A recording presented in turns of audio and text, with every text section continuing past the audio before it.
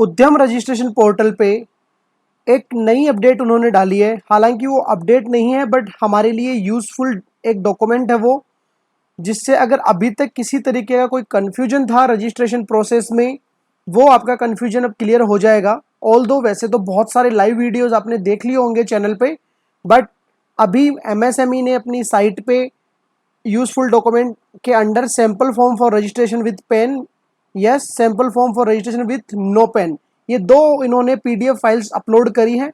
इन PDF files में आपको पूरी प्रोसेस बताई है। तो हम देखते हैं पेन अगर आपके पास है उस केस में क्या बोलती है ये PDF file. Generally PAN almost सबके पास ही होता है, तो हम नो वाला डिस्कस नहीं करेंगे इस वीडियो में। इस वीडियो में हम यस वाला डिस्कस करेंगे कि आपके पास पेन है उस केस में आपके लिए क्या प्रोसीजर रहने वाली है।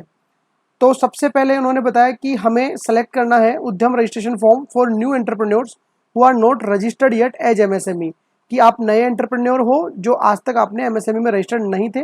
आपको सबसे पहले आपका आधार नंबर डालना है और आपका नाम डालना है जो आपके आधार में आ रहा था। उसके बाद आपको वैलिडेट एंड जनरेट ओटीपी पे क्लिक करना है।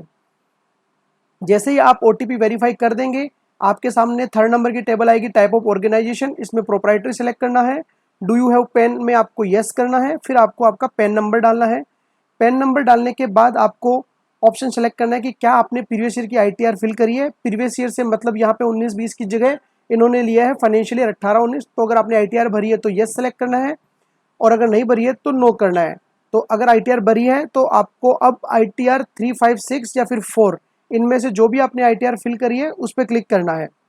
अगर ये चारों ही आईटीआर आपने नहीं भरी है तो यहाँ पे आईटीआर 1 और 2 का ऑप्शन नहीं है, तो मेरे हिसाब से आपको यहाँ पे फिर नो का ऑप्शन सेलेक्ट करना पड़ेगा। उसके बाद डू यू हैव जीएसटीआईएन, अगर आपके पास जीएसटीआईएन है तो यस करना है, और अगर नहीं है तो आपको नो पे क्लिक करना है। बट आपको एक बात ध्यान रखने की जरूरत है, जो पहले भी बहुत बार बताया गया है कि अगर आप एमएसएमई के बेनिफिट लेना चाहते हो, उद्यम में रजिस्टर्ड रहना चाहते हो, तो 1 अप्रैल 2021 के बाद से आपको जीएसटी नंबर लेना मैंडेटरी हो जाएगा। बाद में अगर इस पेन पे आपने ऑलरेडी उद्यम रजिस्ट्रेशन ले रखा है दोस्तों, तो आपके पास एक मैसेज शो होगा जो आप देख सकते हैं, रेड कलर में आपको दिख रहा होगा, Udyam registration is already done through this PAN. तो एक पेन पे आप एक ही बार ले सकते हो, एक से ज़्यादा बार नहीं ले सकते हो। नेक्स्ट हम बढ़ते हैं। उसके बाद 5th नंबर का जो है नेम ऑफ एंटरप्रेन्योर वो ऑटोमेटिकली कैप्चर होगा। 6th नंबर आपको आपकी मोबाइल नंबर डालना है। 7th नंबर पे आपको आपका ईमेल आईडी डालना है। इसके बाद हम चलते हैं categorisation of ownership of MSME on the basis of percentage share member contribution of amount. तो नीचे जो आपको सोशल कैटेगरी सेलेक्ट करनी है वो ऊपर आपको ये जो बाइफिकेशन दिया हुआ है उसके बेसिस पे सेलेक्ट करोगे। अगर आप प्रोपराइटर हो तो आपको केवल आपकी ही कैटेगरी देखनी है, और अगर आप जनरल है तो जनरल सेलेक्ट करना है, एससी एसटी ओबीसी है तो आपको अकॉर्डिंगली सेलेक्ट करना है दोस्तों। उसके बाद आपको 9th पॉइंट में आपका जेंडर सेलेक्ट करना है। 11th पॉइंट में अगर आप दिव्यांग है तो आपको यस करना है, और अगर नहीं है तो नो करना है। उसके बाद में आपको आपका नेम ऑफ एंटरप्राइजेस डालना है। पहले जब शुरू में उद्यम रजिस्ट्रेशन प्रोसेस शुरू हुई थी तब नेम ऑफ एंटरप्राइजेस डालने का ऑप्शन नहीं था, बट अब ये ऑप्शन आ रहा है। उसके बाद आपको आपका जो यूनिट है, इकाई है, प्लांट है, उसका नाम डालना है। उसके बाद आगे बढ़ते हैं। आपको उसके बाद 12वें नंबर के पॉइंट में आपकी प्लांट की लोकेशन डाल के ऐड पे क्लिक करना है। अगर एक से ज़्यादा है तो आप ऐड मोर पे क्लिक करके एक से ज़्यादा प्लांट भी आप डाल सकते हैं। उसके बाद आपको आपका जो ऑफिस एड्रेस है वो डालना है।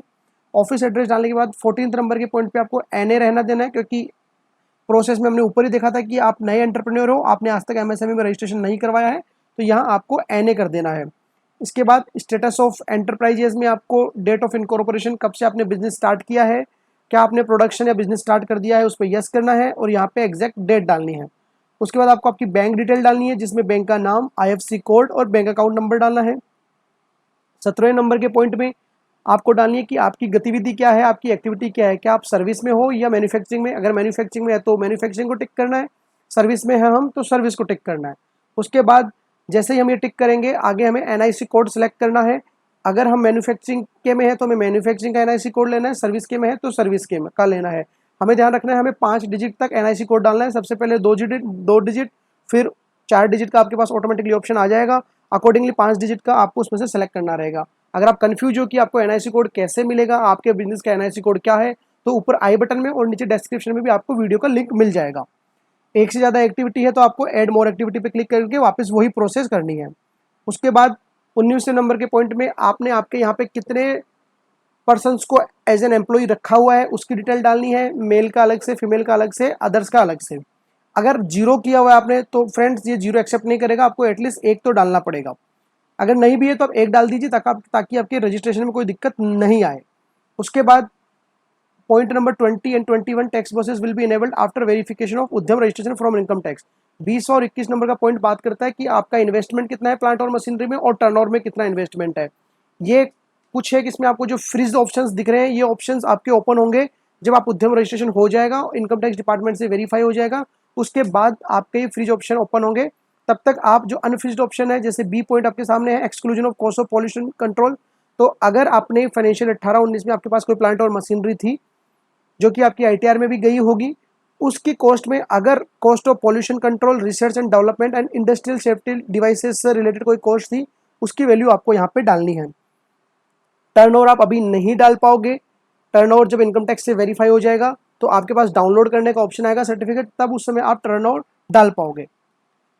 टर्नओवर से रिलेटेड डिटेल नीचे इन्होंने कुछ नोटिफिकेशन दिया हुआ है, ये हम पढ़ते हैं। Since you have PAN your total turnover would be auto filled from your ITR if same has been filed for the relevant previous year. If it has not been filed in that particular previous year, then these boxes may be filled on self declaration basis. दोस्तों इसका कुल मिला के ये मतलब है कि अगर आपने पिछले साल की आईटीआर भरी है 18-19 की तो यहाँ पे टर्नओवर ऑटोमेटिकली आएगा। अगर आपने नहीं भरी है तो आपको मैनुअली डालना पड़ेगा। साथ में आपको ये भी बता दूं, अगर आपने आईटीआर 4 भरी है तो भी आप नहीं डाल पाओगे यहाँ पे टर्नओवर, आपको आपके हिसाब से अकॉर्डिंगली आपको सेल्फ डिक्लेयर करना पड़ेगा। और प्लांट और मशीनरी की जो वैल्यू आप निकालोगे इनकम टैक्स रूल के हिसाब से आएगी, जो बोलता है कि लैंड और बिल्डिंग, फर्नीचर और फिक्चर्स, और उसके अलावा लैंड, बिल्डिंग, फर्नीचर, फिक्चर्स को आप एक्सक्लूड करना है हमें, और बाकी जितने भी चीज़ें हैं वो हमारी प्लांट और मशीनरी का पार्ट हो जाएगी। हमें ये ध्यान रखना है, हमें एक्चुअल कॉस्ट की जगह डेप्रिसिएटेड कॉस्ट लेनी है 31 मार्च 2019 को। उसके बाद अगर आप जेम पे रजिस्टर्ड होना चाहते हैं तो आपको यस करना है, नहीं तो नो। अगर आप ट्रेड्स पे रजिस्ट्रेशन करना चाहते हैं तो यस, अदरवाइज नो। उसके बाद आपको डिस्ट्रिक्ट इंडस्ट्री सेंटर सेलेक्ट करना है, ड्रॉप डाउन में से जो भी आपका जिला उद्योग कार्यालय है वो सिलेक्ट करके आपको submit and get final OTP पे क्लिक कर देना है। जैसे ओटीपी आएगा आपके पास, ओटीपी को वेरीफाई कर देना है, आपके सामने आपका उद्यम नंबर आ जाएगा। दोस्तों ये देखिए आपके सामने आपका उद्यम नंबर आ जाएगा, इसको आपको सेव करा के रखना है फ्यूचर के लिए। जैसे आपका रजिस्ट्रेशन इनकम टैक्स पोर्टल से और जीएसटीएन पोर्टल से वेरीफाई हो जाएगा, आपके पास एक मेल आ जाएगा डाउनलोड करने के लिए, आप उसको डाउनलोड भी कर सकते हैं। अगर आप चाहते हो डाउनलोड कैसे करना है उसकी लाइव प्रोसेस भी हमने चैनल पे दी हुई है, मैं आपको बता देता हूँ। उद्यम रजिस्ट्रेशन की साइट पे प्रिंट सर्टिफिकेशन का ऑप्शन है, यहाँ से आप उसको डाउनलोड कर पाएंगे। अगर आप गूगल क्रोम यूज करोगे तो हो सकता है आपको एरर का सामना करना पड़े, तो आपको इंटरनल एक्सप्लोरर हेल्प करेगा, इसमें आपका सर्टिफिकेट डाउनलोड हो जाएगा। तो ये थी दोस्तों आज की वीडियो, इसी के साथ मैं वीडियो पे साइन ऑफ करता हूँ। मुझे उम्मीद है आपको ये वीडियो बिल्कुल पसंद आई होगी।